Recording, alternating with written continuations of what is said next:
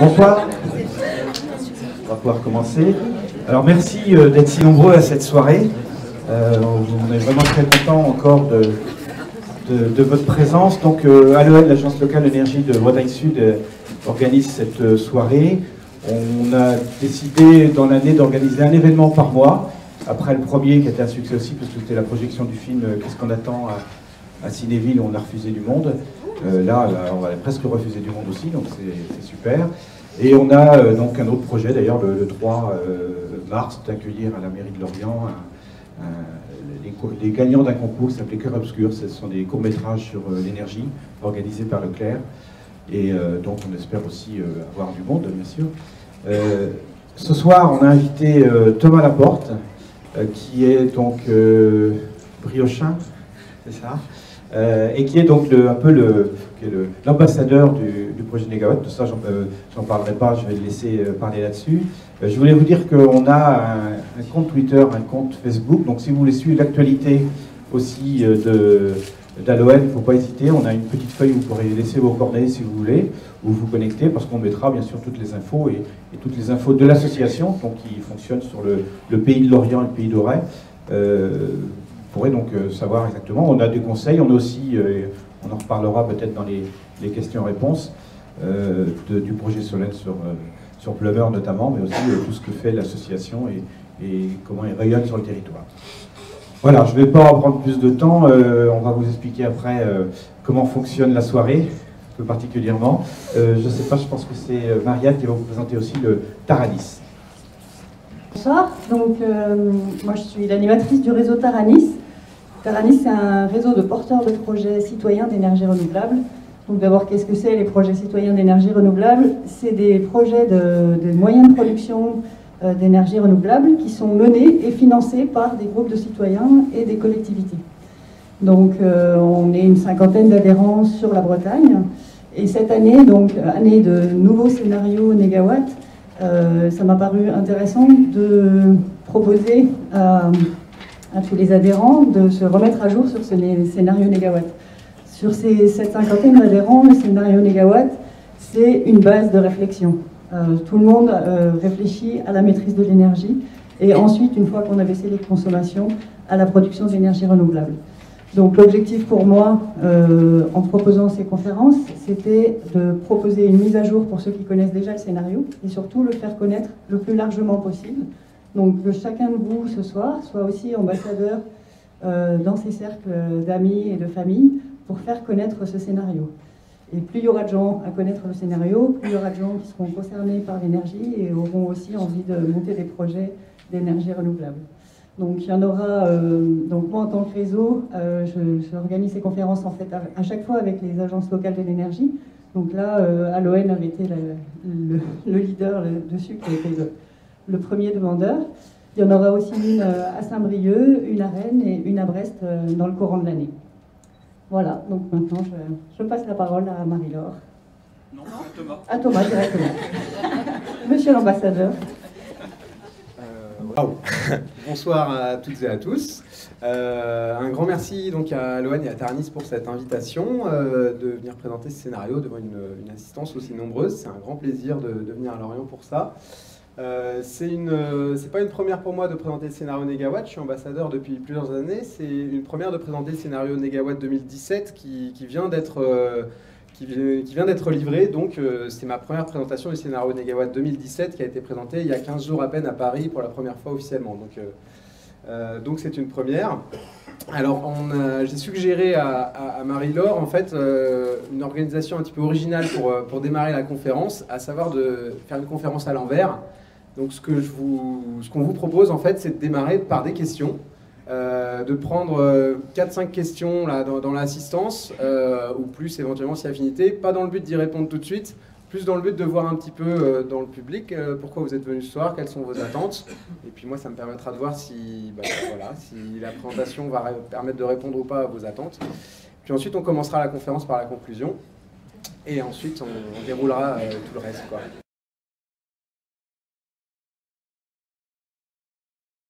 Je vais commencer par la conclusion. Alors je vais allumer la zapette, ça va mieux marcher. 1, 2, 3, ça marche. Et 1, 2, 3, ça marche. Négawatt, ça existe depuis 2003. Le premier scénario Négawatt qui a été sorti en 2003, on voit ici comment il se positionnait. Ce graphe représente l'évolution de la consommation d'énergie finale en France depuis 1980 et fait la prospective jusqu'en 2050. En 2003, quand le premier scénario Négawatt est sorti, le scénario dessinait un tendanciel d'évolution linéaire des consommations. Donc le tendanciel, c'est en gros comment évoluent les choses si on ne fait rien ou si on laisse les choses telles qu'elles sont décidées à l'heure actuelle. Donc dans ce tendanciel en 2003, on prenait en compte qu'on avait quand même encore une certaine dynamique de croissance sur les années 80 à 2000, qui même si elle s'était légèrement infléchie au début des années 2000 du fait de la crise, on pensait que ça allait vite repartir. Donc on traçait un tendanciel d'évolution linéaire des consommations à la hausse. Et le scénario Négawatt, par rapport à ça, se positionnait sur une baisse assez importante des consommations jusqu'en 2050. Le scénario a été ensuite réactualisé en 2006, donc 2003 on était bien avant le Grenelle de l'environnement et Toxico-Anti, donc on est quand même assez en amont par rapport à des tas de politiques qui ont été décidées depuis. En 2006, le scénario a été réactualisé avec le constat que depuis 2003, les consommations d'énergie n'avaient en fait pas évolué en France. Le tendanciel a donc été révisé à la baisse, donc on était toujours sur une poursuite de la hausse des consommations, mais plus modérée que dans le scénario 2003. Et le scénario Négawatt a été réactualisé lui-même en prenant en compte les améliorations des procédés qu'on avait constatés déjà depuis 2003.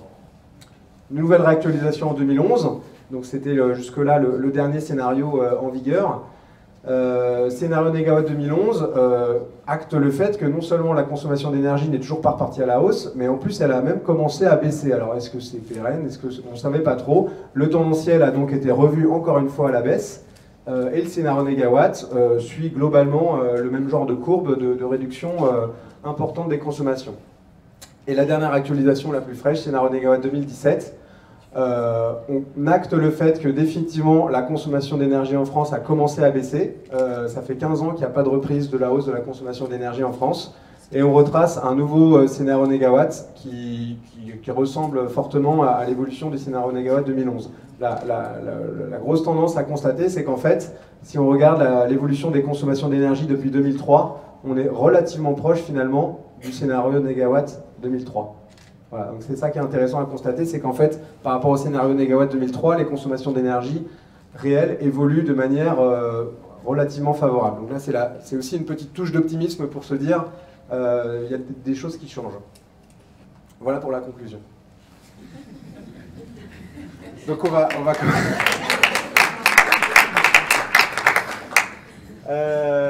attaquer la présentation.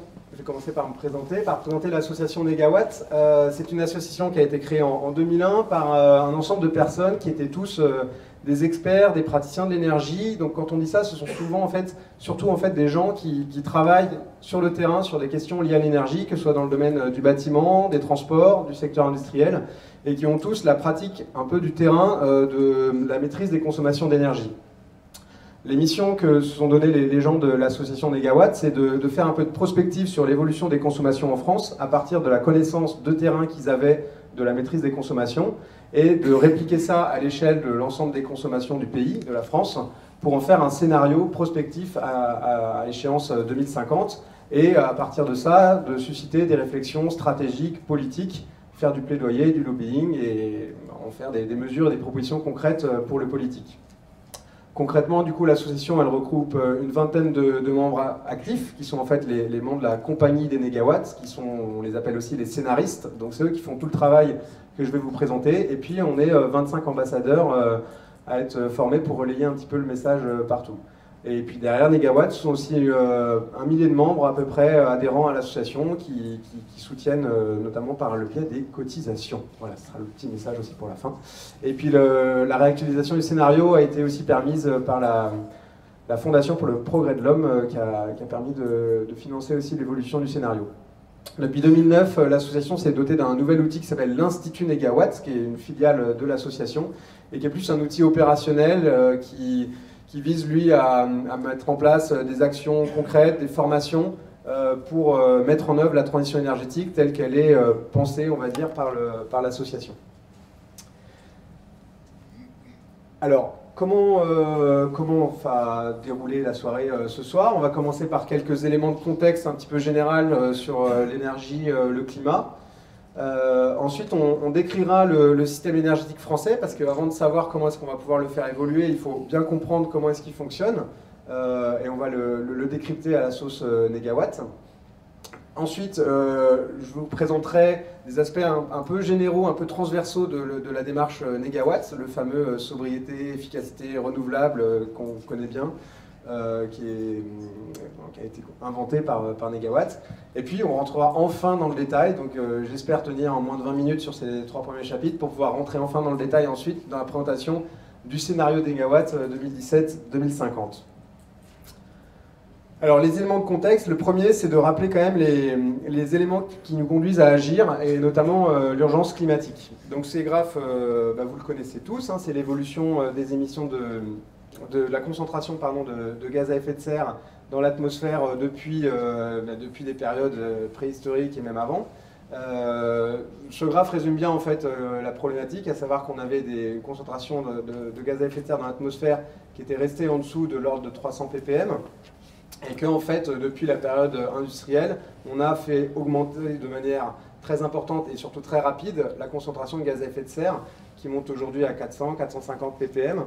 Et on projette qu'avec l'évolution des consommations d'énergie, des émissions de CO2, ça va monter très rapidement.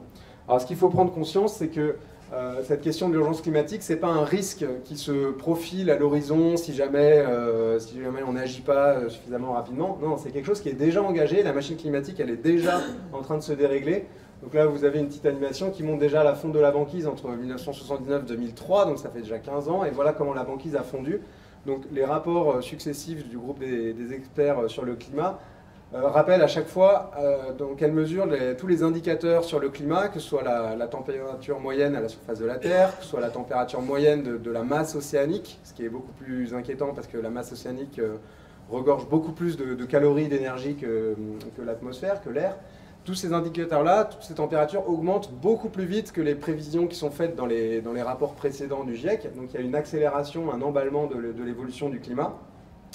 Et ce sur quoi nous alertent les scientifiques, c'est aussi qu'il y a un risque d'emballement. Donc c'est vraiment aussi ce point-là sur lequel il faut attirer l'attention. C'est qu'au-delà du fait que la concentration de gaz à effet de serre augmente dans l'atmosphère du fait des émissions de CO2, on a un risque de dérapage total si on franchit certains seuils, parce qu'on a un certain nombre de phénomènes qui sont ce qu'on appelle des rétroactions positives. En gros, plus le climat se réchauffe, plus ça crée des phénomènes qui risquent eux-mêmes de réchauffer le climat. Par exemple, ce qu'on vient de voir, l'animation sur la fonte de la banquise, la fonte de la couverture neigeuse, ça fait qu'en fait on avait des surfaces sur la planète qui étaient blanches auparavant, la banquise, qui reflétait directement à la surface, dans l'espace, le rayonnement solaire, à quasiment 100%, des surfaces blanches de glace comme ça renvoyait tout le rayonnement solaire dans l'espace, alors qu'en fondant, ça devient des surfaces sombres qui, elles, captent le rayonnement solaire et se réchauffent. Donc la mer accélère son réchauffement au fur et à mesure que la banquise fond. Autre effet rétroactif, c'est le taux de vapeur d'eau. Plus la température de l'océan, plus la température moyenne est importante, même de quelques dixièmes de degrés, plus on a un phénomène de transpiration, d'évaporation de l'océan qui est important, donc on a le taux de vapeur d'eau dans l'atmosphère qui augmente. Or, la vapeur d'eau, pas de bol, est elle aussi un gaz à effet de serre. Alors, ce n'est pas un gaz hyper nocif, la vapeur d'eau, sauf que c'est un gaz à effet de serre qui donc va lui-même contribuer à accélérer le changement climatique. Troisième phénomène, physico-chimique, l'océan, plus il est chaud, moins il absorbe de CO2. L'océan, c'est normalement le premier puits de carbone sur la planète. Or, plus il est chaud, moins il absorbe de CO2, donc moins il va contribuer à réguler le climat. Et puis enfin, dernier élément, on a dans le nord de la Russie, dans la Sibérie, des étendues gigantesques de tourbières qui sont gelées, c'est ce qu'on appelle le permafrost. Ça contient du méthane, donc le gaz méthane pour l'instant il est bloqué en fait dans ce permafrost, il est gelé. Quand ces surfaces-là vont dégéler du fait du réchauffement climatique, ça va relarguer des quantités pharaoniques de méthane dans l'atmosphère, et le méthane est lui-même à nouveau un gaz à effet de serre qui pourrait donc accélérer de manière très grave le changement climatique. C'est pour ça que du coup dans toutes les préconisations du GIEC, on retrouve cet objectif de 2 degrés de réchauffement à ne pas dépasser, parce que le fait de rester en dessous de 2 degrés permettrait d'éviter de déclencher un petit peu cet emballement, cette accélération. Si on dépasse les 2 degrés, la machine devient complètement incontrôlable en gros, Et là, les scientifiques qui arrivent maintenant bien à modéliser l'évolution du climat ne sont plus du tout capables de dire ce qui se passerait si on déclenchait ces effets-là. Voilà pour le premier motif à agir. Alors on avait un deuxième risque, une deuxième urgence sur laquelle on alertait régulièrement, qui est la pénurie des ressources fossiles. Donc là, c'était le graphe qu'on utilisait à l'époque dans les précédentes présentations du scénario Négawatt, qui montre en gros oui, que les gisements de ressources fossiles s'épuisent. Hein, c'est une nouvelle pour personne. Donc chaque année, on consomme plus de pétrole qu'on en découvre, donc forcément, à un moment, il n'y en aura plus. Sauf qu'en fait, maintenant, ce dont il faut prendre conscience, c'est que c'est plus vraiment un problème. On ne parle plus de pénurie de ressources fossiles. En fait, le problème, c'est plutôt qu'on en a trop. On en a trop parce qu'en fait, si on calcule les émissions de gaz à effet de serre qui seraient générées par l'ensemble des ressources fossiles disponibles qu'on a aujourd'hui calculées, qui sont des réserves prouvées restantes sous nos pieds, si on en venait à brûler l'ensemble de ces ressources fossiles, ça émettrait dans l'atmosphère 2800 milliards de tonnes de CO2. Or, le budget carbone auquel on a droit pour ne pas dépasser les 2 degrés, c'est 565 milliards de tonnes de carbone, de CO2. Ça veut dire qu'en fait, l'enjeu, c'est pas de gérer la pénurie des ressources fossiles, c'est surtout de laisser 80% des ressources fossiles sous le sol et de certainement pas y toucher. Donc ça renvoie à toute la problématique des gaz de schiste, etc. Au-delà des problématiques d'approvisionnement, de réappropriation de l'énergie, il y a un enjeu à laisser sous terre ces ressources fossiles pour ne pas aggraver le dérèglement climatique. Alors voilà les principaux points. Il y a tout un tas d'autres raisons qu'on ne va pas détailler qui motivent un petit peu la transition énergétique. L'épuisement des ressources, le risque nucléaire, on en a encore entendu parler tout récemment cette semaine. Donc même en France, on a un risque nucléaire majeur, il faut en tenir compte dans les évolutions dans les années à venir. Les crises géopolitiques, les risques d'approvisionnement qui sont liés au modèle énergétique actuel, la balance commerciale déficitaire que ça crée pour la France. Pour mémoire, le déficit de la balance commerciale de la France, de l'ordre de 60 milliards d'euros, en fait, c'est essentiellement le déficit lié aux importations d'énergie fossile en France. 60 milliards d'euros, c'est ce qu'on importe chaque année en pétrole et en gaz, c'est le déficit de la balance commerciale française. Dit autrement, et c'est ce qu'on va faire avec le scénario Négawatt, si on arrive à se passer de ces importations, on rebascule sur un excédent de 60 milliards d'euros pour la France. La pollution de l'air qui est aussi un élément d'actualité, on en a beaucoup parlé cet hiver, et qui est très lié bien sûr aux consommations énergétiques, et la précarité énergétique, qui est un phénomène de plus en plus prégnant, qui concerne de plus en plus de ménages, et qui est lié au fait que les coûts de l'énergie augmentent. Les ménages modestes, pauvres, habitent dans des logements qui sont déperditifs, consommateurs, et donc quand on croise tous ces facteurs-là avec la pauvreté, ça crée un phénomène de pauvreté directement lié aux consommations d'énergie dans les logements, et c'est une vraie problématique sur laquelle il va falloir agir. Voilà quelques éléments de contexte, donc c'était la partie un petit peu noire, et puis maintenant je vais faire le pendant un petit peu rose. Le pendant un petit peu rose, alors c'est la partie un peu méthode Coué, c'est parti en fait, la transition énergétique a démarré. Donc les premières diapos que je montrais en conclusion en fait, commençaient à le montrer. La consommation énergétique en France, elle a commencé à baisser.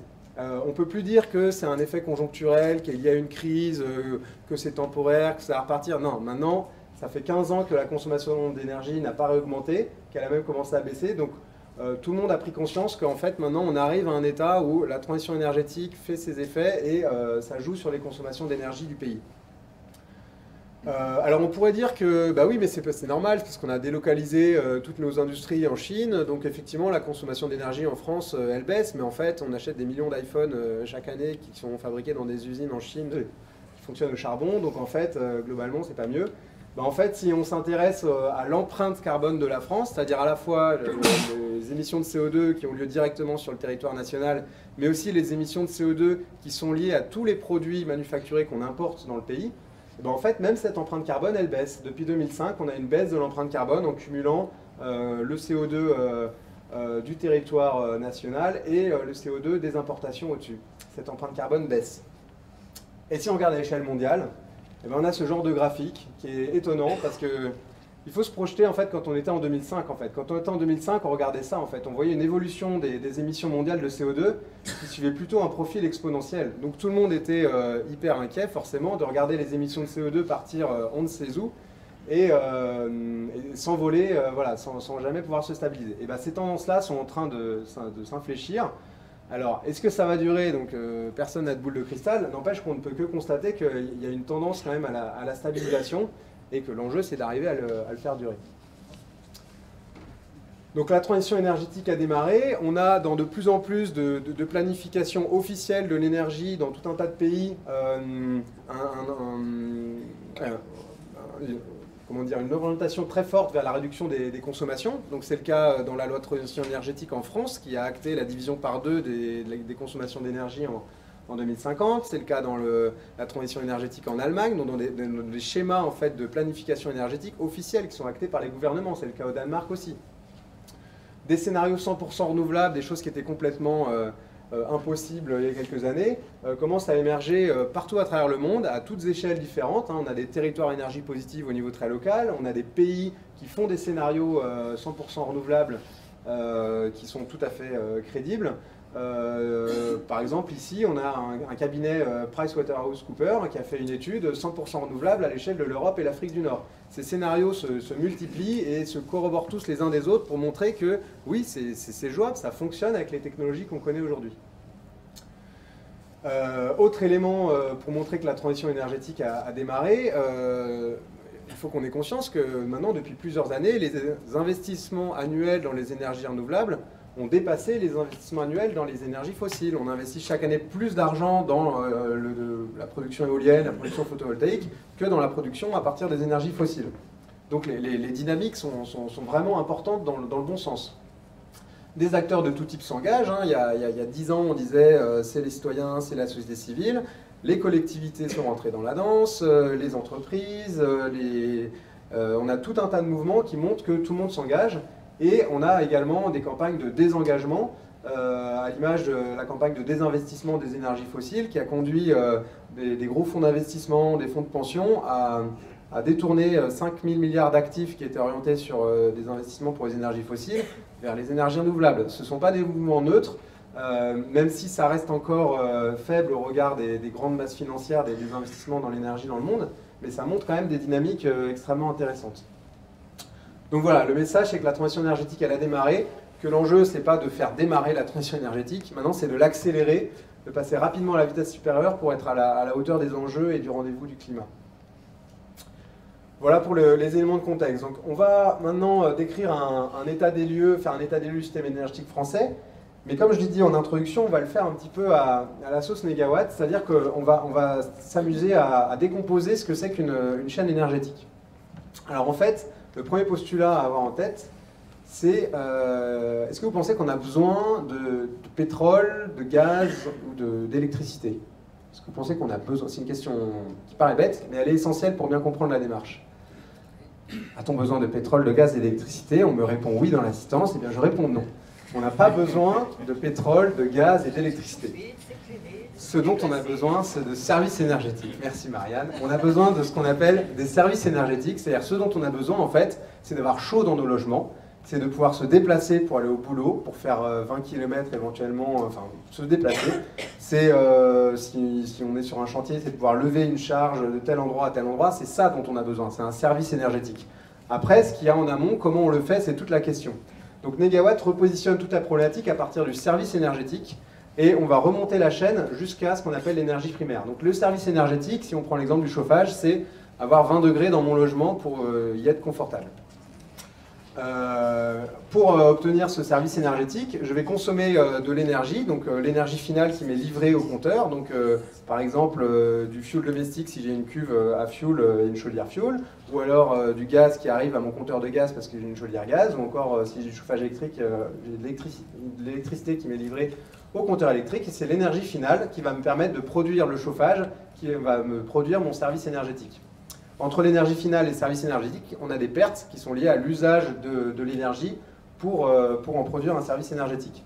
En amont de l'énergie finale, ah non, je reviens en arrière, ça ne marche pas. En amont de l'énergie finale, on a toute une chaîne de transport, de distribution, de conversion, de transformation de l'énergie pour remonter en amont à ce qu'on appelle l'énergie primaire, qui est la vraie énergie qu'on va prélever dans les ressources, qu'on va prélever dans le sol si c'est des énergies fossiles, si c'est des énergies fissiles, des minerais, qu'on va prélever dans la nature si ce sont des énergies renouvelables, le vent, le soleil, etc. Ce sont les énergies primaires. Donc on décompose la chaîne énergétique ainsi, Et donc le premier travail des scénaristes de Négawatt, ça a été de redécrire tout le système énergétique français à partir des énergies primaires jusqu'au service énergétique. Donc ça donne un schéma extrêmement simple, c'est celui-là. Et encore, je vous fais grâce du schéma complet. En fait, on est déjà sur un schéma simplifié. Ce qu'on y voit, c'est la même logique énergie primaire à gauche. Donc en fait, ici, ce sont les ressources fissiles. Ici, ce sont les ressources fissiles qui sont amenées dans les centrales nucléaires. Ici, ce sont les ressources fossiles, pétrole et gaz qu'on importe. Ici, ce sont les ressources renouvelables. De ces sources primaires, on va convertir pour arriver à des vecteurs qui sont transportés, distribués sous forme de combustible liquide, de gaz naturel dans les réseaux, sous forme d'électricité sur les lignes de transport, etc. Et qui sont livrés à l'usager sous forme d'énergie finale et qui sont consommés sous forme de 3 usages. Donc on a, pour simplifier, considéré 3 grands usages de l'énergie, 3 types de services énergétiques.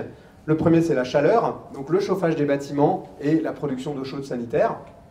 Le deuxième, c'est la mobilité, donc le transport. Et le troisième, c'est ce qu'on appelle l'électricité spécifique, donc toutes les autres formes d'utilisation de l'électricité, pour lesquelles on ne peut utiliser que l'électricité. Donc ça va de l'audiovisuel, l'informatique, les moteurs, etc. etc. Donc voilà l'état actuel du système énergétique en 2015 en France. Alors, qu'est-ce qu'on peut regarder pour s'amuser sur ce schéma-là? On voit par exemple ici un gros trait gris, donc tous les traits gris qui montent vers le haut, ce sont les pertes. Les pertes, on en a par exemple énormément au moment de la production d'électricité à partir de thermique, puisque quand on fabrique de l'électricité à partir d'une centrale thermique comme une centrale nucléaire, qui n'est rien d'autre qu'une grosse chaudière, on a en fait 2/3 de l'énergie primaire qui était amenée par la ressource fissile qu'on a apportée dans la centrale, qui est gaspillée en fait sous forme de chaleur, qui est relarguée dans les grandes cheminées sous forme de vapeur d'eau. Et en fait, si on compare l'épaisseur de ce trait, il est relativement comparable à l'épaisseur de ce trait-là, qui est les besoins de chaleur en France, en fait. C'est-à-dire que les besoins de chaleur en France, c'est du même ordre de grandeur, on va dire, que la chaleur qui est gaspillée dans les centrales nucléaires. L'autre élément qu'on voit, c'est qu'au final, globalement, si on regarde l'ensemble de ces pertes, on a un rendement, on a 160% de sources primaires pour arriver à 100% d'usages finaux. Ça donne un peu l'ordre de grandeur des pertes de la chaîne énergétique en France actuellement. Alors, une fois qu'on a pris acte de cet état des lieux, on va commencer à appliquer la démarche Négawatt pour dessiner un scénario. Alors, la démarche Négawatt, quelle est-elle? Tout le monde connaît ce petit schéma, sobriété, efficacité, renouvelable. Donc, je pense que ça a fait le tour du monde maintenant. Donc, on va rentrer un petit peu dans le détail pour décrire qu'est-ce qu'on entend par là précisément, parce que c'est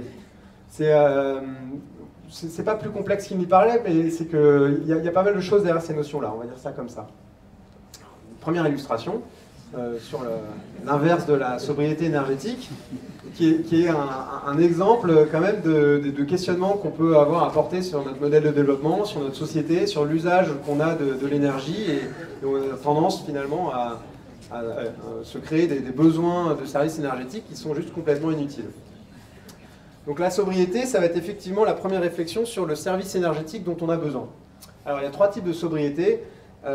Et je vais essayer, pour illustrer l'ensemble des formes de sobriété et l'ensemble des formes d'efficacité, de ramener toujours à l'exemple du chauffage, qui est peut-être le plus simple.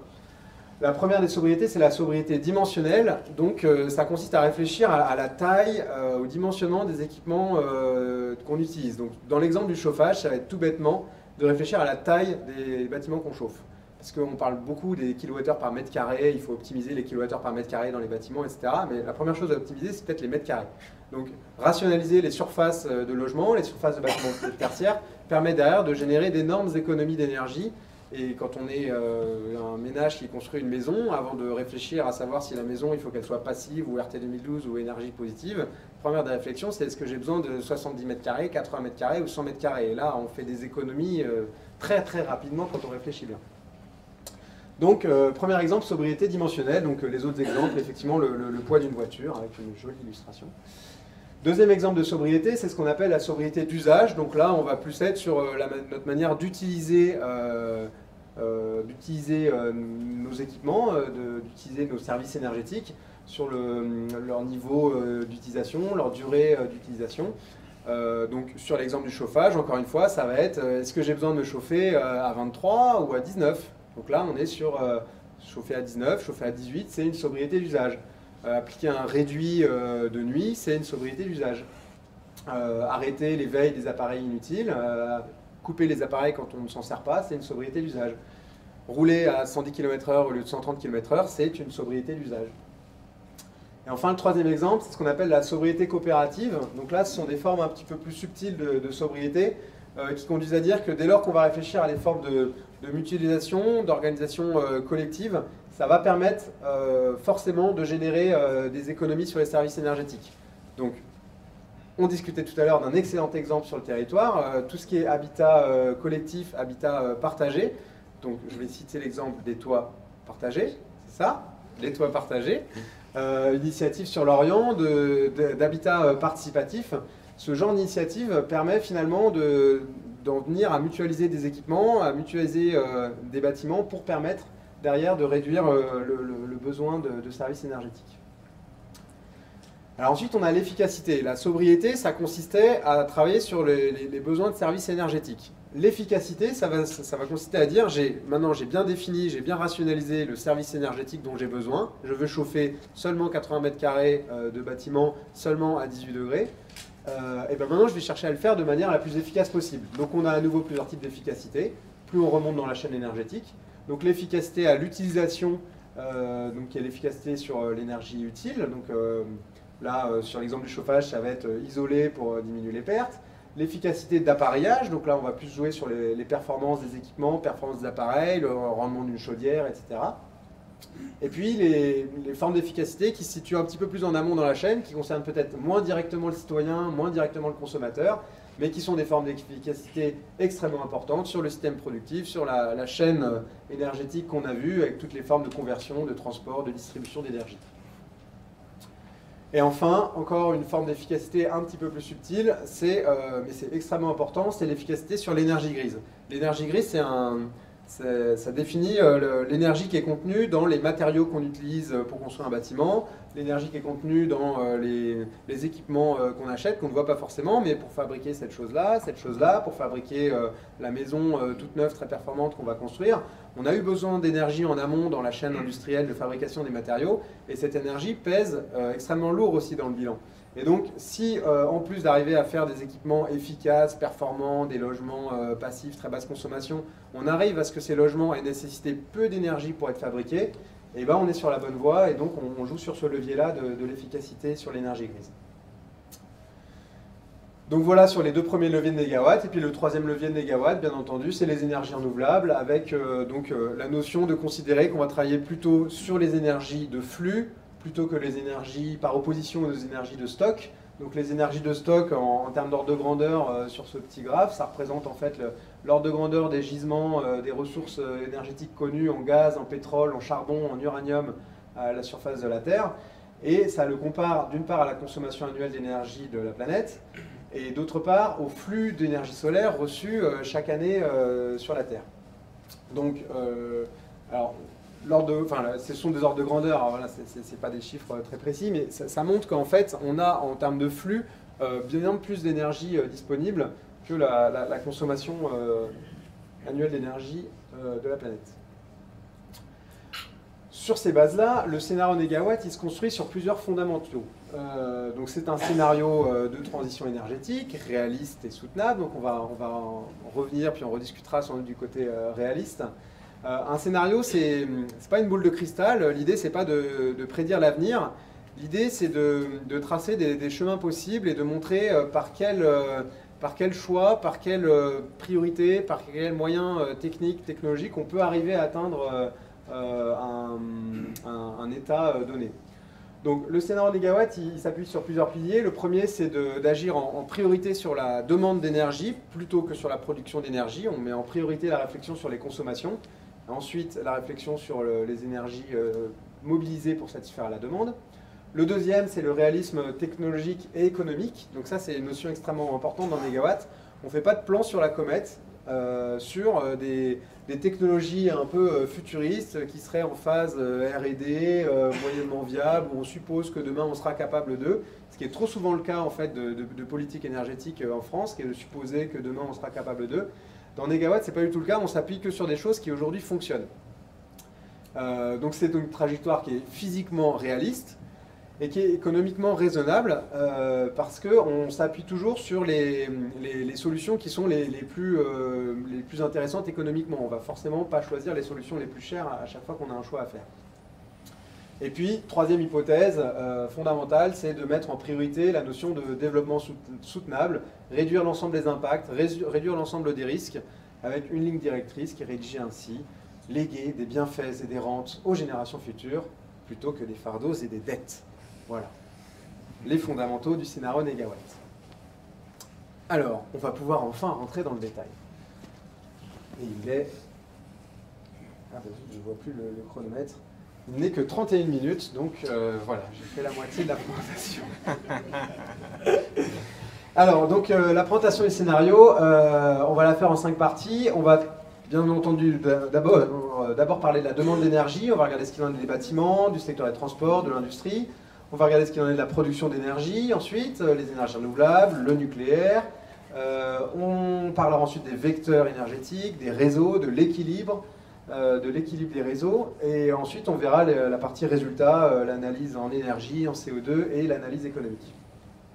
Donc, demande d'énergie, pour commencer, sur les bâtiments. Donc, les bâtiments résidentiels, bâtiments tertiaires, c'est le gros consommateur d'énergie en France. 43% des consommations d'énergie en France, ce sont les bâtiments, les logements où nous habitons, et puis l'ensemble des surfaces tertiaires, donc que ce soit des bâtiments de bureaux, des bâtiments éducatifs, des bâtiments socioculturels, des bâtiments de tous ordres, de cafés, hôtels, restauration, etc., etc. 950 millions de mètres carrés de bâtiments tertiaires. Pour l'ensemble, ça représente donc 43% des consommations d'énergie en France, c'est le gros sujet. Alors, avant de parler de la rénovation, j'en redis un mot, j'ai enlevé la diapo pour gagner du temps, mais quand même j'en dis un mot. Il y a un gros enjeu sur la sobriété des surfaces. Donc dans le scénario négawatt, ce qui est modélisé, c'est une inflexion de la tendance à la hausse des surfaces moyennes de logements par habitant.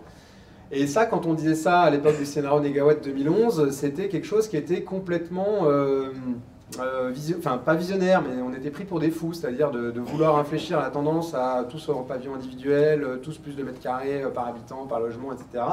Dans un phénomène de décohabitation massive, à savoir qu'on est de moins en moins de personnes par logement, puisque pour plusieurs éléments sociaux, etc. Donc toutes les tendances allaient un peu dans le mauvais sens. Et en fait, la tendance s'inverse depuis 2010. Les indicateurs de 2010 à 2015, l'INSEE montrent qu'on a une stabilisation des surfaces moyennes de logement par personne. Ça se stabilise à 42 mètres carrés par habitant. Donc encore une fois, pour revenir à des graphes qu'on a vus en début de présentation, on a quand même des tendances là qui sont en train d'évoluer dans le bon sens. Et donc le scénario négawatt, il appuie là-dessus, il dit bah oui, il faut continuer à stabiliser donc le nombre de mètres carrés par habitant pour le logement, à stabiliser la construction et le nombre de mètres carrés de surface tertiaire. Donc dans le scénario négawatt, on aligne la croissance des surfaces tertiaires avec la croissance de la population, ce qui n'est pas encore tout à fait le cas puisque ça continue d'augmenter un petit peu plus vite que la population. Donc une fois qu'on a fait de la sobriété sur la surface, on va pouvoir faire de l'efficacité et en l'occurrence rénover les bâtiments. Parce que le gros enjeu, ça va pas être de construire des bâtiments super performants qui vont pouvoir petit à petit remplacer le parc de vieux bâtiments. C'est pas du tout suffisamment rapide comme dynamique pour traiter la problématique en 2050. Il faut se pencher sur le parc de bâtiments existants tel qu'il est construit actuellement et les rénover pour pouvoir les amener à un niveau de performance très performant, donc au niveau basse consommation en l'occurrence. Donc l'idée c'est de rénover tous les bâtiments pour arriver à une consommation de chauffage du niveau basse consommation, à 50 kWh par mètre carré par an. Alors quand je dis tous les bâtiments, enfin on pourra revenir dans le détail après, on a quand même dans le scénario négawatt une part de l'ordre de 10% de mémoire de logements qui ne sont pas rénovés dans le scénario pour des considérations patrimoniales ou architecturales. Mais pour le reste, on rénove quand même l'ensemble des bâtiments à un niveau très performant. Je ne vais pas forcément rentrer dans le détail parce que, comme beaucoup d'autres points du scénario, chacun de ces points peut être l'objet en soi d'une seule conférence sur la rénovation des bâtiments. Donc l'idée c'est juste de dire qu'il faut rénover tout de suite au niveau très performant, plutôt que de faire les choses par petits morceaux, parce que quand on fait ça, on sous-optimise sur le plan économique et on sous-optimise sur le plan technique. Donc rénover tout d'un coup, c'est beaucoup plus efficace et ça permet d'atteindre beaucoup plus facilement de très bonnes performances.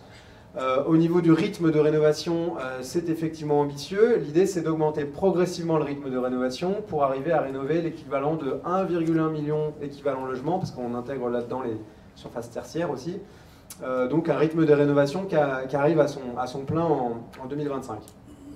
Pour ça, il n'y a pas 40 solutions.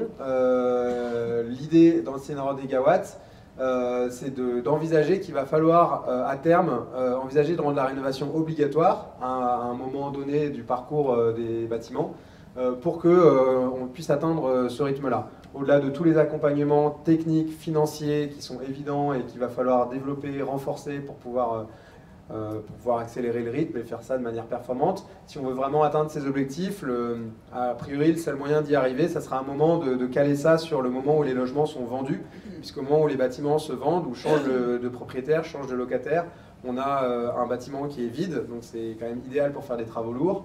On a un acheteur, un vendeur, une banque, toutes les conditions sont réunies pour pouvoir faire une rénovation performante.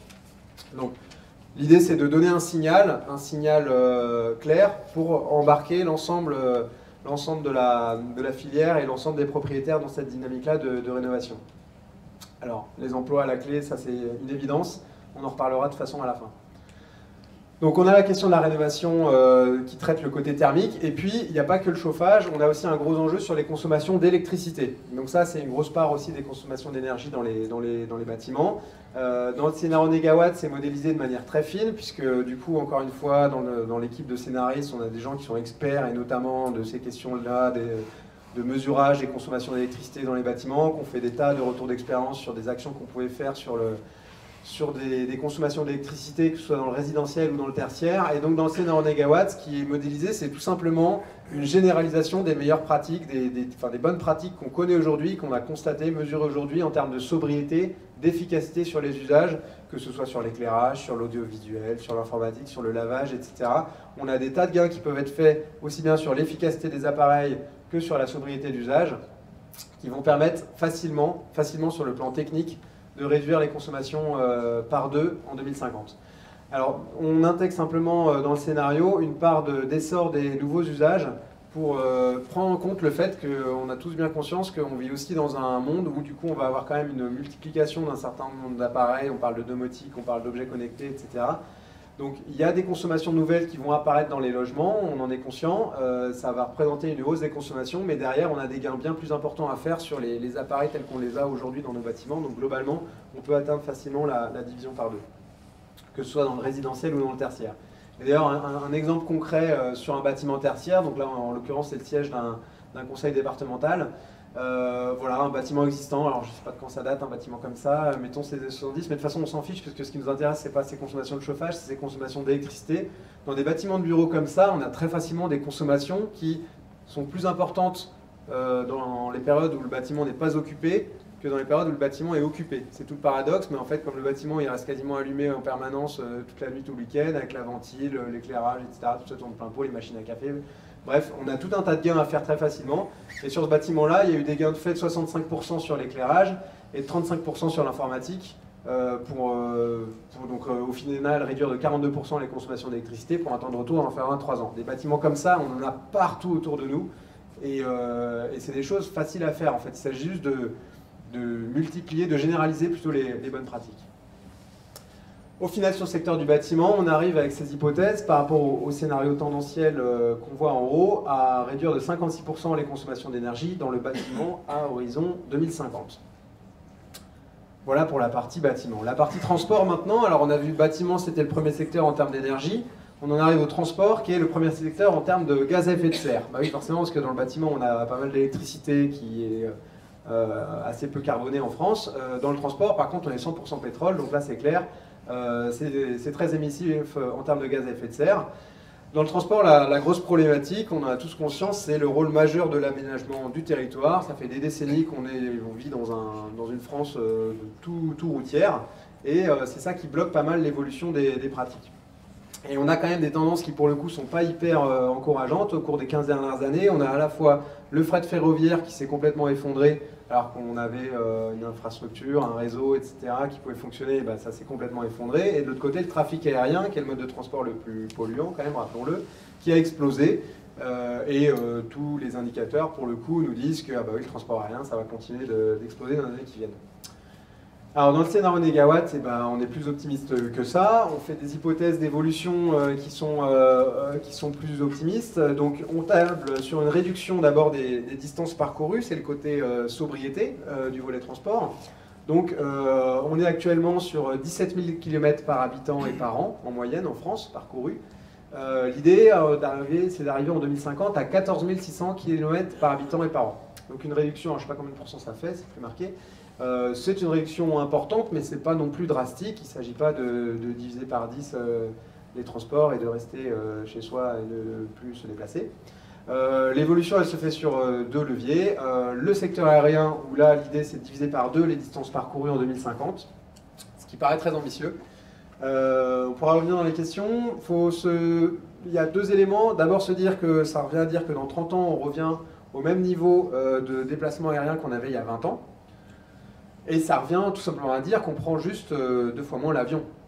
C'est pas non plus interdire les parcours en avion, c'est juste re-raisonner notre manière de prendre l'avion pour faire des déplacements, que ce soit des déplacements professionnels, et on sait qu'on a une part importante de déplacements professionnels qui sont faits de manière très facile, parce que ça va vite, on a besoin de se déplacer pour avoir une réunion à 1000 km de là, etc. Donc on a des gros gains à faire en termes d'organisation du travail pour réduire ces déplacements-là.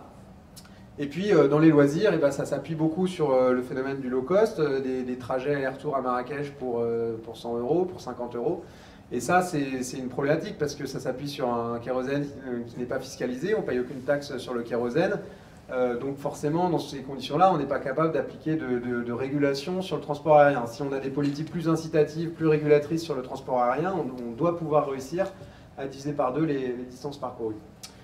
Et puis pour ce qui est de l'or aérien, c'est simplement une diminution de 6%, donc ça paraît très peu, des distances parcourues. Donc là, c'est par le télétravail, par le réaménagement de l'espace qu'on peut obtenir ces gains-là. Mais on garde quand même une certaine forme de mobilité nécessaire. Il s'agit juste de réduire les formes de mobilité contraintes, parce qu'on est obligé, parce qu'on ne peut pas faire autrement. L'idée, c'est de trouver les organisations de l'espace et du travail qui permettent de réduire les distances parcourues. Et puis du coup, une fois qu'on a réduit les distances à parcourir, on essaie de réorienter, de faire du report modal vers les transports en commun, vers le vélo et la marche à pied. Mais vous voyez qu'en fait, il n'y a rien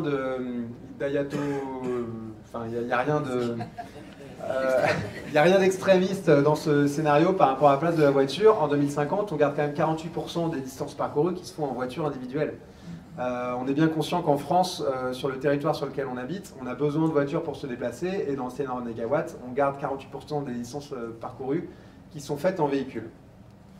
Par contre, on peut augmenter le taux de remplissage moyen des voitures. On peut quand même garder les voitures, mais s'organiser de manière à mutualiser l'usage des voitures. Donc là, on en revient à des formes de sobriété coopérative. Donc là, on parcourt les mêmes distances, on a le même nombre de kilomètres à parcourir. Par contre, si on se met à 3 ou 4 dans une voiture, forcément, on fait des gains derrière. Donc il y a une hypothèse d'augmentation du taux de remplissage des voitures de 1,6 à 1,8 passagers par voiture. Baisse de la vitesse sur route et sur autoroute. Donc là, c'est la sobriété d'usage. La sobriété d'usage, donc là, action immédiate, du jour au lendemain, on passe un décret, on ramène la vitesse sur autoroute à 110 km/h, la vitesse sur route à 80 km/h, on effondre les consommations d'énergie du secteur des transports. C'est radical comme mesure, c'est hyper efficace, ça ne coûtera pas grand-chose à part des panneaux. C'est pas hyper populaire, mais c'est hyper efficace. Et puis, il y a l'aspect changement de motorisation. Donc là, c'est le côté un peu techno du scénario négawatt. Dans le scénario négawatt, donc on prévoit le développement des véhicules électriques, dont on parle déjà assez largement en France. Mais on les cantonne, on va dire, à des usages et à des secteurs géographiques où ils ont vraiment leur place, en fait, pour des déplacements courts, des déplacements urbains, etc. En étant conscient aussi qu'un véhicule électrique, une fois qu'on a mis une batterie dedans, qui a beaucoup d'énergie grise pour être produite, il faut la rentabiliser, cette batterie. Donc il faut éviter que les véhicules électriques, ce soit chacun sa voiture électrique pour faire 4 km par jour et le reste du temps elle est arrêtée. Non, ça c'est un très mauvais usage de la voiture électrique. C'est beaucoup mieux d'être sur des voitures électriques en accès partagé, comme les exemples d'Autolib à Paris, etc. Ce genre d'usage de la voiture permet de bien mieux optimiser l'utilisation d'un véhicule électrique. Puis il roule beaucoup plus souvent en fait. Et puis, on a surtout le développement de véhicules gaz. Alors, véhicules gaz, c'est pas très connu. On connaissait le véhicule GPL et puis ça n'a pas fait long feu. Là, on parle de véhicules au méthane, le même que le gaz naturel qu'on a actuellement dans les réseaux, donc la molécule CH4. Des véhicules comme ça, il y en a 1 million en Italie, donc ça existe déjà, ça fonctionne très bien. On n'en a pas du tout en France. Et pourtant, dans le scénario négawatt, on va voir qu'on leur donne une large part parce qu'on considère que ça va être un vecteur très très intéressant pour la transition énergétique. Mêmes hypothèses pour le transport de marchandises, donc je ne détaille pas, mais on a aussi une réduction des tonnages transportés qui sont liés aux évolutions qu'on va faire sur le secteur industriel, et puis un report modal vers le fluvial et le ferroviaire, la moitié quand même des kilomètres parcourus par les marchandises, restant quand même des kilomètres parcourus en fret routier, mais avec des camions qui roulent au gaz, comme il en existe déjà en Italie. Au final, 60% de réduction des consommations d'énergie dans les transports, dans le scénario négawatt, par rapport au scénario tendanciel. Donc encore une fois, il faut aussi considérer que on compare des taux de baisse du scénario négawatt par rapport à un tendanciel. Le scénario tendanciel, enfin, on est quand même déjà dans une dynamique qui évolue, encore une fois. Dans le scénario tendanciel, notamment, on a déjà embarqué l'amélioration de l'efficacité sur les moteurs, qui sont des dynamiques voilà, qui sont engagées par les constructeurs, qui parlent maintenant facilement du véhicule à 2 litres au 100, à 1 litre au 100. Enfin, tout ça, ça vient assez facilement et c'est déjà embarqué dans le tendanciel. Donc négawatt se différencie du tendanciel, surtout par les questions de sobriété en fait. Alors là, normalement, j'en suis à la moitié de ma présentation. Et ça fait 46 minutes. Donc je vais aller beaucoup plus vite sur l'industrie, puisqu'en fait c'est la même démarche appliquée au secteur industriel, avec... En fait, c'est plus compliqué à appréhender le secteur industriel, donc la démarche dans le scénario négawatt, ça a été tout ramené à l'équation suivante, c'est que la consommation d'énergie dans le secteur industriel, c'est le produit d'une production industrielle, qui s'exprime en millions de tonnes de matériaux, multiplié par l'intensité énergétique, c'est-à-dire la quantité d'énergie qu'il faut pour produire une tonne de ce matériau-là. Et on croise cette équation avec l'ensemble des matériaux dont on a besoin dans le secteur industriel, des plastiques, aux métaux, à l'acier, etc. Dans l'ensemble des secteurs, le bâtiment, j'ai enlevé la diapo de mémoire. Mais voilà, en fait, globalement, on applique d'abord une sobriété sur le recours aux matériaux dont on a besoin. Donc c'est là que la notion d'énergie grise joue énormément. Si on arrive à réduire les consommations en termes d'emballage, en termes dans le bâtiment, etc., pour l'acier, les minéraux, le verre, le plâtre, etc., on réduit d'abord les consommations de matériaux. Et en rajoutant à ça des actions d'efficacité dans les process dans le secteur industriel, là ce qu'on voit ici, qui sont toutes des techniques qui sont connues de gestion d'un site industriel, que ce soit les moteurs à variation de vitesse, la récupération, les fours à induction, etc. Tous ces process-là, en généralisant encore une fois les meilleures techniques disponibles, on appelle ça dans tout le parc industriel, on arrive à améliorer l'efficacité et à réduire les consommations d'énergie de 60% par rapport au scénario tendanciel. Voilà pour la partie demande d'énergie. Donc on rentre maintenant dans la partie production d'énergie du scénario. Ça va, je vois qu'il y a encore des yeux ouverts, donc ça va, je ne vous ai pas perdu. Donc on va regarder sur différents aspects, notamment tout ce qu'on appelle les bioénergies, la biomasse, l'électricité renouvelable et l'électricité nucléaire. Alors il y a une notion importante dans le scénario négawatt, c'est qu'il a été couplé à un autre scénario qui s'appelle le scénario AFTER, qui a déjà été présenté à Lorient, qui est toujours en pointe sur ce sujet-là, décidément. Donc le scénario AFTER, vous le connaissez déjà, mais je vais quand même en redire deux mots. C'est un scénario qui a été élaboré et qui, lui, à échéance 2050 aussi, mais qui, lui, porte sur l'usage des terres, l'usage du foncier et l'évolution de l'alimentation en France. Et dans ce scénario, on va, pareil que négawatt, hiérarchiser les usages. On va se dire priorité à l'alimentation, ensuite à la fabrication de matériaux biosourcés, et ensuite à la production d'énergie. Et les deux scénarios, si vous voulez, sont couplés l'un avec l'autre, c'est-à-dire qu'en gros, AFTER calcule avec l'évolution de l'assiette des Français, donc notamment faire évoluer l'assiette alimentaire, plus de protéines végétales, moins d'origine animale, combien de foncier, de capacité de biomasse il reste. Négawatt dit à AFTER, bah moi j'ai besoin de tant de matériaux biosourcés pour faire mon scénario négawatt, il me faut tant de laine de bois, il me faut... voilà. Donc AFTER prend ça en compte, il me dit ok, il faut tant de matériaux, bon bah il reste tant de biomasse pour faire de l'énergie. Et il renvoie ça à négawatt qui intègre donc le gisement de biomasse disponible pour faire de l'énergie. En quelques mots, dans les différentes filières de biomasse qui sont étudiées et modélisées en scénario négawatt, on a notamment la filière méthanisation, qui est appréhendée comme une filière multifonction, puisqu'elle permet à la fois de produire de l'énergie à partir de biomasse dans des grands digesteurs comme ça, de fabriquer du gaz à partir de biomasse, qui peut être utilisé dans des réseaux de gaz, qui peut être injecté, qui peut être utilisé en cogénération, donc brûlé dans des chaudières, dans des moteurs pour produire de la chaleur et du gaz, et qui peut être utilisé en carburant pour nos fameux véhicules au gaz.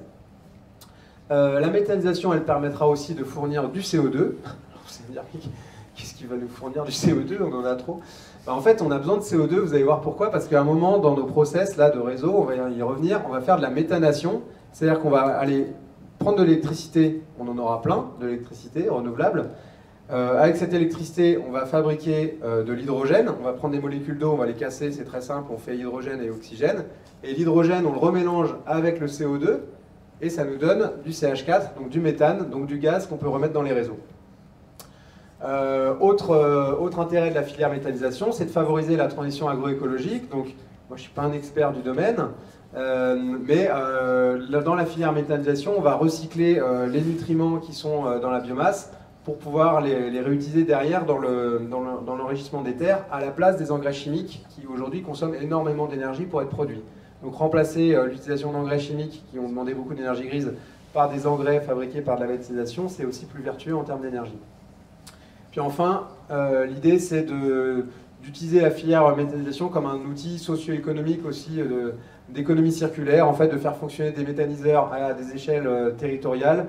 On va mixer différentes formes d'intrants, donc il ne s'agit pas de faire des énormes méthaniseurs liés à des énormes exploitations avec que du lisier derrière, mais plutôt d'avoir des méthaniseurs territoriaux qui vont mixer différentes formes d'intrants, que ce soit des intrants de restauration, d'industrie agroalimentaire ou d'origine agricole avec des sous-produits de l'agricole. Alors je passe sur celui-là.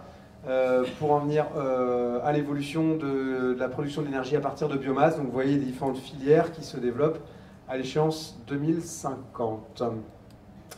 La chaleur renouvelable, donc on a un développement des différentes filières bois, gaz, solaire thermique, pompe à chaleur. Donc là, ce qui est intéressant dans ce tableau, c'est de voir un petit peu qu'est-ce que ça a représenté concrètement en termes de couverture dans les logements. Donc par exemple, en 2050, dans le 1 mégawatt, on a 30% des logements qui sont équipés d'un chauffage au bois, contre 8% actuellement. 13% des logements qui sont équipés d'un chauffage au gaz, contre 43% actuellement. 0,55 m² de solaire thermique par habitant, contre 0,04 m² par habitant actuellement. Et 48% des logements qui sont équipés de pompes à chaleur performantes par rapport à 3% des logements actuellement. Donc en fait, l'idée, c'est d'effacer le chauffage électrique direct tel qu'on le connaît actuellement par des systèmes plus performants comme les pompes à chaleur. En termes de NR électrique, donc il n'y a pas de révolution. Tout ce que je vais vous dire, c'est des choses que vous connaissez déjà. L'éolien, le photovoltaïque. Donc l'idée, c'est d'avoir un déploiement important de ces sources d'énergie renouvelable, que ce soit sous les formes connues aujourd'hui de terrestres, mais également d'offshore, offshore planté, offshore flottant, qui sont des technologies qui vont arriver prochainement. Alors ça, je ne sais plus s'il y a des projets autour de par ici d'offshore flottant. Donc ça, c'est des technologies qui arrivent un petit peu plus tardivement dans le scénario négawatt. Là, l'offshore flottant, on le voit apparaître après 2020, là, mais qui vont représenter à échéance 2050 une part importante de la production éolienne. Encore une fois, on ne part pas d'un tendanciel qui est complètement plat. On a déjà dans le tendanciel un développement de l'électricité renouvelable et de l'éolien, mais dans le scénario négawatt, on va plus loin. Photovoltaïque également, développement très important. Du coup, la petite nouveauté dans le scénario 2017, c'est d'avoir détaillé les différentes formes de PV qu'on pouvait développer en fonction des typologies d'implantation, que ce soit sur des toitures au sud, des petites installations, ou des grandes toitures plus ou moins bien orientées, mais sur des grandes toitures, on peut se permettre de mettre des grandes surfaces toutes plates, c'est très rentable aussi. Donc voilà, on a toutes les types d'orientation qui se développent. Et ce qui est intéressant de mixer les orientations, finalement, c'est qu'en termes d'ajustement de la production sur une journée, en fait, si tous les panneaux étaient exposés au sud, on aurait des pics de production beaucoup plus marqués, alors que si on a des panneaux à l'est et des panneaux à l'ouest, et ben en fait, finalement, c'est assez intéressant pour le réseau. Deux mots pour le photovoltaïque pour dire quand même qu'on est actuellement dans des vraies démarches de rupture sur la courbe d'apprentissage du PV. En fait, ces graphes ils vous montrent simplement l'évolution, alors soit du coût, soit du temps de retour énergétique, hein, c'est-à-dire en fait en combien de temps le panneau va produire l'énergie qu'il a nécessité pour être fabriqué, ou encore l'évolution des émissions de gaz à effet de serre produites par kilowattheure d'électricité produite par le panneau. En fait, donc ça remonte, c'est des graphes qui remontent à 75, hein, donc on a toute la courbe d'apprentissage du PV depuis les débuts, les tout premiers militants, les tout premiers panneaux, etc. Voilà. Et on a toute une courbe d'apprentissage qui était assez classique, sauf que là, on est en train de franchir un vrai effet rupture depuis 2010. Et en fait, c'est en train d'accélérer à toute vitesse, puisque l'industrialisation du PV fait qu'on est en train de franchir des barrières en termes de coûts, en termes d'efficacité, de rendement, qui font qu'en fait, on n'a plus trop de limites au développement du PV. C'est des technologies qui vont être extrêmement efficaces, extrêmement productives dans les années à venir. La seule limite, ça va être celle du stockage. Alors, si c'était bien fait, ça passerait à la partie sur l'équilibre des réseaux, mais c'est pas très bien fait. Donc, on va y revenir après sur la question du stockage. Donc voilà, donc ça c'est les ordres de grandeur en termes de développement de l'électricité renouvelable en 2050 sur l'éolien. Donc 15 800 éoliennes contre 5 400 actuellement. Donc c'est moins d'éoliennes qu'il y en a actuellement en Allemagne pour avoir un ordre de grandeur. Et dans le rythme de développement de l'éolien qu'on voyait tout à l'heure, là, on n'a jamais plus de... Dans le moment le plus pentu de la courbe, là on est en plein développement de l'éolien, on n'est pas aussi rapide que ce que l'Allemagne est en train de développer l'éolien actuellement. Donc on est sur des trajectoires qui technologiquement et industriellement sont tout à fait réalistes. Alors le parc nucléaire, c'est le sujet le plus complexe et c'est un sujet qui est extrêmement d'actualité. C'est un sujet complexe parce qu'on ne peut pas dire qu'on va faire ce qu'on veut avec le nucléaire, c'est pas un sujet facile à appréhender parce qu'on a des tas de contraintes à gérer par rapport au parc nucléaire. On a des contraintes de sécurité, de maîtrise des risques. On a des contraintes industrielles, de filière industrielle qu'il y a en amont et en aval de la filière nucléaire. Et on a la notion que le parc nucléaire en France est très peu ajustable. Hein. On a des grosses centrales avec des réacteurs de 900 MW qui fonctionnent quasiment en tout ou rien. Donc la capacité est très peu modulable et on ne peut pas allumer ou fermer un réacteur comme ça du jour au lendemain. Ça a un effet sur le réseau qui est relativement visible, immédiat. Et l'autre grosse contrainte qu'on a, c'est que l'ensemble du parc nucléaire français a été construit en très très peu de temps. Donc ce que vous voyez dans le graphique qui est complètement illisible, mais c'est l'aspect général qu'il faut contempler. C'est en fait, donc chaque ligne c'est un réacteur, il commence à sa date de mise en service, hein. En rouge c'est la période de mise en service industrielle, en bleu c'est sa première décennie de fonctionnement, en bleu foncé la deuxième décennie, en bleu plus foncé la troisième décennie, et on arrive là dans la quatrième décennie de fonctionnement des réacteurs. Donc on voit qu'en fait tous les réacteurs en France ont été construits sur une période très très serrée, ce qui fait qu'il y a un effet vraiment falaise à l'échéance des 40 ans. Donc les 40 ans c'est maintenant, on y arrive, et les réacteurs ils ont été fabriqués à l'époque pour 40 ans. Donc on a un vrai enjeu, un vrai arbitrage à anticiper, et ça se passe maintenant. Soit on arrête les réacteurs maintenant à la quatrième visite décennale, considérant que c'est pour cette période-là qu'ils ont été fabriqués, soit on investit aujourd'hui pour prolonger le fonctionnement de ces réacteurs pour 10 ans, pour 20 ans supplémentaires.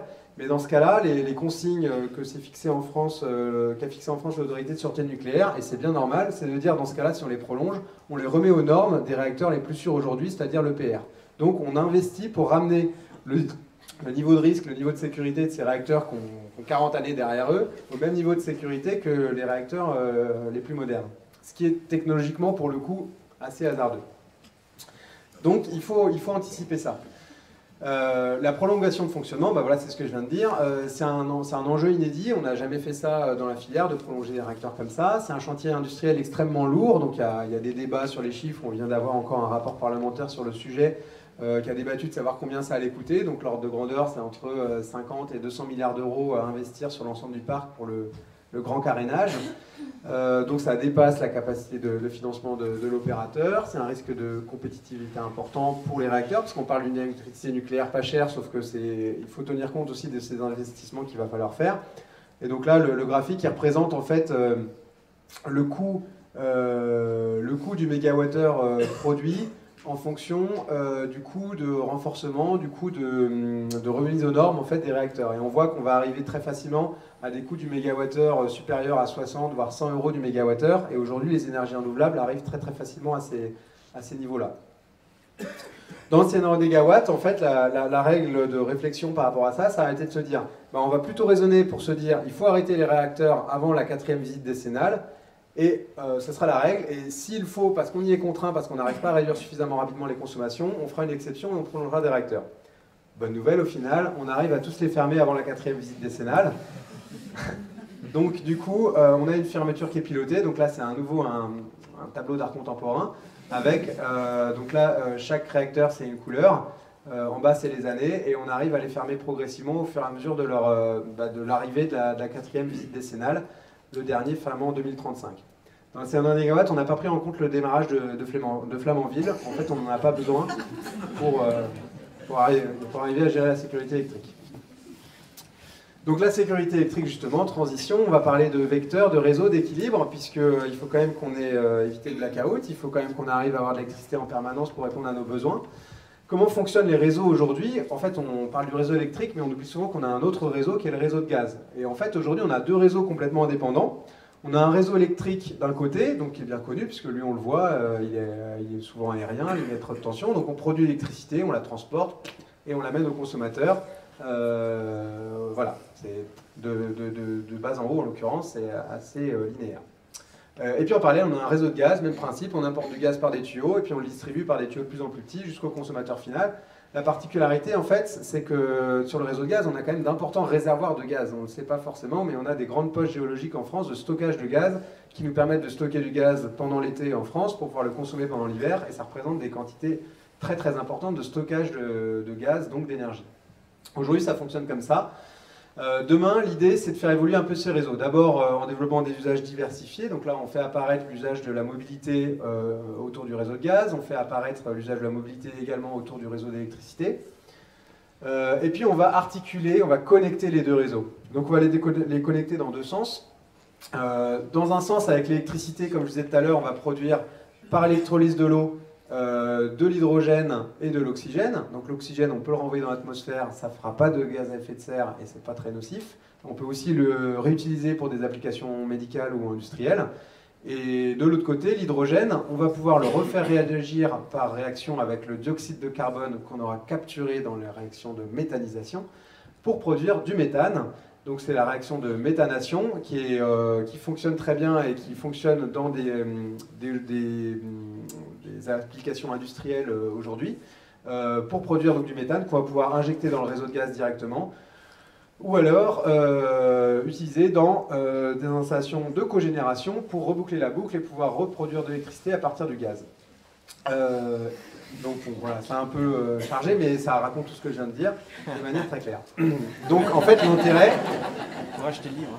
l'intérêt, c'est qu'en fait, on se pose beaucoup le problème de l'équilibrage du réseau d'électricité avec les énergies renouvelables, et qu'en fait, en articulant avec le réseau de gaz, on est capable de stocker très facilement, parce que la notion de stockage, en fait, se joue sur des notions de réactivité à pouvoir réagir à une demande de stockage. Donc les réactions d'électrolyse et de méthanation, on a des prototypes industriels qui sont extrêmement réactifs, de l'ordre de la milliseconde de démarrage, et donc qui permettent de gérer le stockage de l'électricité, donc d'assurer l'équilibre du réseau. En termes de résultats, voilà, on en est au résultat, donc on arrive à la fin.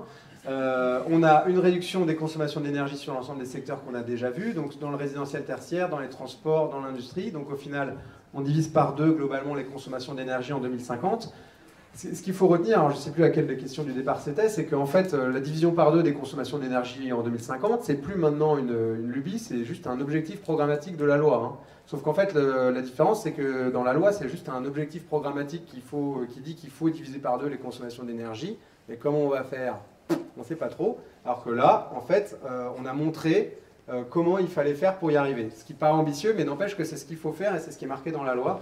Donc on voit bien en fait comment on peut traduire en réalité quelque chose qui est une aspiration générale et un besoin incessant. Et puis du coup, voilà, juste pour rire, on va revenir aussi sur ce bilan initial pour comparer au bilan 2050. Donc on avait le bilan initial qu'on a présenté tout à l'heure. Dans le bilan 2050, donc on a complètement effondré les besoins en énergie fossile qui sont complètement dérisoires aujourd'hui et qui restent orientés vers des usages très très spécifiques. Typiquement le kérosène aérien, ce genre de choses. L'essentiel des énergies primaires mobilisées sont des énergies renouvelables qui permettent de satisfaire, de fournir l'ensemble des vecteurs et de satisfaire l'ensemble des besoins avec un rendement qui est bien meilleur qu'au départ puisqu'on est en phase de 125% à 100% Donc le rendement s'est largement amélioré. On décroît aussi de manière spectaculaire les émissions de gaz à effet de serre jusqu'en 2050. En fait, pour être précis, on décroît de manière spectaculaire les émissions de CO2, qui sont divisées par je ne sais plus combien, de l'ordre de 7 de mémoire. Donc les émissions de CO2, mais il nous reste quand même, arrivé en 2050, les émissions des autres gaz à effet de serre qui deviennent prépondérantes. On parle du protoxyde d'azote et du méthane, qui sont des gaz à effet de serre émis essentiellement dans les activités agricoles et sur lesquelles c'est beaucoup plus difficile d'agir. Et pourtant, on a intégré là-dedans les émissions de gaz à effet de serre avec les évolutions du scénario AFTER, qui est un scénario qui est également assez volontariste et performant sur le plan des pratiques agricoles. Mais néanmoins, on a quand même des émissions de protoxyde d'azote, de méthane qu'on n'arrive pas à réduire mieux que ça. Voilà. Hop. Analyse économique. Alors, le volet économique, il a été étudié donc, par une étude CIRED CNRS. Donc, la petite différence avec le scénario 2011, c'est que quand le scénario 2011, on l'avait sorti, il y avait eu 2-3 ans avant que l'analyse économique sorte enfin. Là, l'analyse économique a pu être faite en même temps, livrée en même temps, et donc on est toujours sur les mêmes constats, à savoir qu'en fait le scénario négawatt par rapport au scénario tendanciel ne représente pas plus de dépenses. Donc comment c'est calculé? Donc en fait on va regarder dans l'ensemble des secteurs le cumul chaque année des dépenses de fonctionnement, donc combien j'ai besoin de dépenser pour m'approvisionner en énergie, et puis les dépenses d'investissement, donc combien j'ai besoin d'investir, que ce soit sur les infrastructures, la production d'énergie, la rénovation des bâtiments, etc. Quand on cumule en fait les dépenses fonctionnement et investissement et sur les différents secteurs, bâtiments, transport et énergie, on arrive au final à donc le tendanciel est en vert, le négawatt est en bleu, donc on est franchement kiff-kiff sur les 30 premières années. Et après, sur les 20 années suivantes, c'est légèrement favorable au négawatt, mais bon, sur ce genre d'hypothèse, on n'est pas à quelques milliards d'euros près. Donc, globalement, c'est un peu plus favorable au scénario négawatt qu'au scénario tendanciel. Donc ça montre bien qu'en fait, ce genre de dynamique, ce genre de scénario, c'est un scénario à regret nul, on appelle ça. Enfin, il n'y a pas de raison de regretter d'avoir investi sur cette dynamique-là, on sera forcément gagnant. En termes d'emploi, ce qui est intéressant, c'est de regarder en fait comment vont évoluer la répartition des emplois par rapport à ces différentes activités. Donc on a regardé sur les différents volumes d'activités générés par le scénario négawatt, lesquels allaient évoluer à la hausse, lesquels allaient évoluer à la baisse. Donc en rouge, vous avez les secteurs d'activité qui vont évoluer à la baisse dans le scénario négawatt. En vert, vous avez les scénarios, les secteurs d'activité qui vont évoluer à la hausse. Et ils sont classés en fonction de leur intensité en emploi. Donc en fait, on voit que ce sont surtout les secteurs d'activité intense en emploi qui vont augmenter dans le scénario négawatt et les secteurs d'activité pauvres en emploi qui vont diminuer, ce qui fait qu'au final, on a une création d'emplois, on a un effet très positif dans l'emploi. Donc là, on voit sur les emplois dans le bâtiment, dans les énergies renouvelables, dans la réparation, dans l'information du public. On a une baisse par contre des emplois dans les énergies non renouvelables, dans les transports. Au final, et puis on ajoute à ça ce qu'on appelle l'effet induit. Alors l'effet induit, c'est quoi? C'est juste de considérer que comme on va faire des gains en fait, on va gagner de l'argent avec ce scénario négawatt. Qu'est-ce qu'on va faire avec cet argent? On va générer un effet induit, c'est-à-dire on appelle ça le pouvoir d'achat aussi. Donc on va générer de la capacité à faire d'autres dépenses. Donc dans le scénario négawatt, on a considéré que cet effet induit allait également générer des emplois en appliquant le même ratio que le panier moyen de consommation des Français actuellement sur la création d'emplois. Et donc on a une génération d'emplois qui devient marquante à partir de 2030. C'est là qu'on disait que le scénario de négawatt devient intéressant à partir de 2030. Donc c'est là qu'on a des effets induits qui se créent. Donc au final, une création d'emplois net totale qui est très largement favorable, de l'ordre de 600 000 emplois en 2050. Donc ça, c'est l'analyse CIRED CNRS commandée par Négawatt. Ce qui est intéressant, c'est que le scénario a été fourni au ministère de l'économie, qui en a refait une analyse avec son propre moteur de calcul. Donc c'est le ministère de l'économie et puis l'OFCE, l'Office français des conjonctures économiques, madame la docteure Nicolas. Du coup, dans ce scénario, l'analyse de ce scénario par des moteurs de calcul beaucoup plus, on va dire, conventionnels de simulation économique, on a également un effet positif du scénario négawatt par rapport au scénario tendanciel, que ce soit sur le PIB, sur l'emploi.